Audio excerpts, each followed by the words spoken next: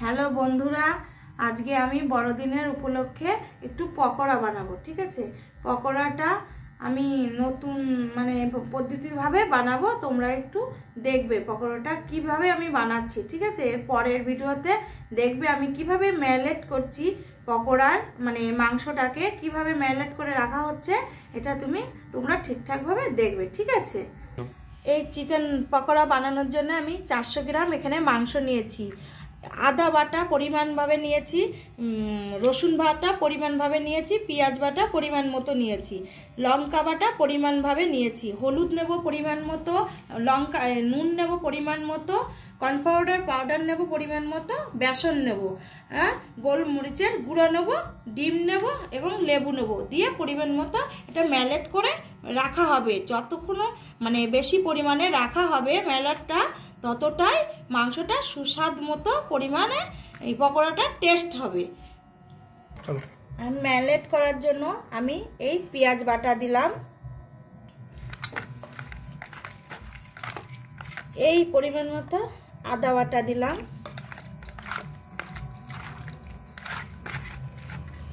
এই বাটা দিলাম রসুন বাটা, এই কাঁচা লঙ্কা বাটা দিলাম, এই পরিমাণ মতো গোলমরিচের গুঁড়ো দিলাম ঝাল হওয়ার জন্য,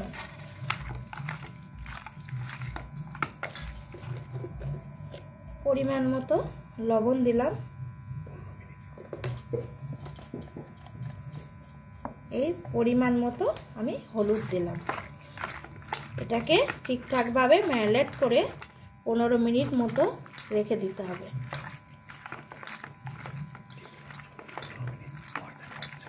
এবার ঠিক আছে, দ্বিতীয়বার 15 মিনিট পর আমি আবার ফের দেখাচ্ছি। 15 মিনিট বাদ আবার দেখাবো বন্ধুরা। এই ম্যারিনেট করে এখন এটাকে ঢেকে রাখছি। দেখো আমি লেবুটা পরিমাণ মতো দিচ্ছি। এবার আমি ডিমটাকে ম্যারিনেটে দিয়ে দিচ্ছি পরিমাণ মতো।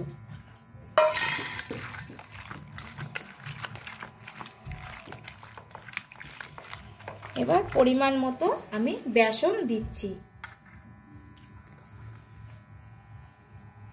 পরিমাণ মতো কর্নফ্লাওয়ার পাউডার দিচ্ছি,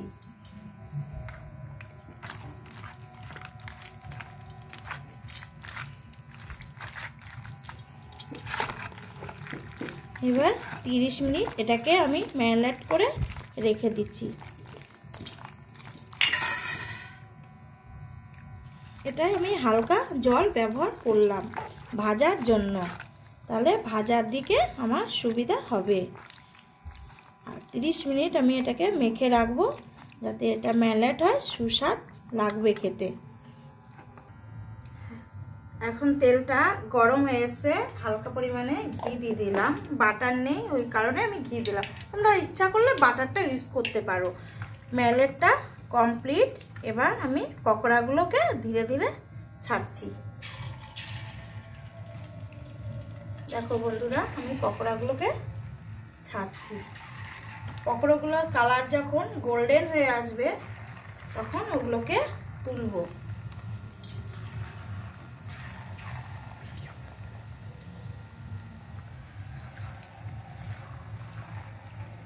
মিডিয়াম হিটে আমি গ্যাসটাকে দিয়েছি। ঠিক আছে, গ্যাসটা বেশি জোর দেওয়া যাবে না, তাহলে পকোড়াগুলো মাংসটা একটু সেদ্ধ পরিমাণে কম হবে।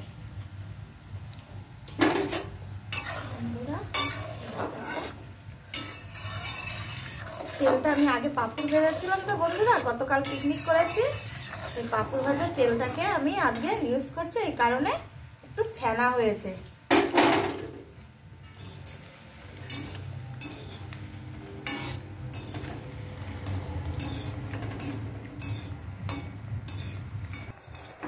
বন্ধুরা, এরকম গোল্ডেন কালার হলে এগুলোকে তুলে দিতে হবে।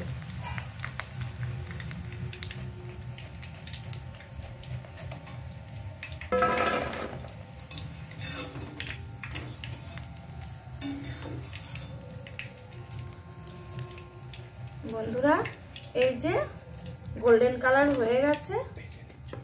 ভেজে নেওয়ার পরে তোমাদের আবার ফের আমি দেখাচ্ছি। পকোড়া ভাজা আমার কমপ্লিট হয়ে গেছে।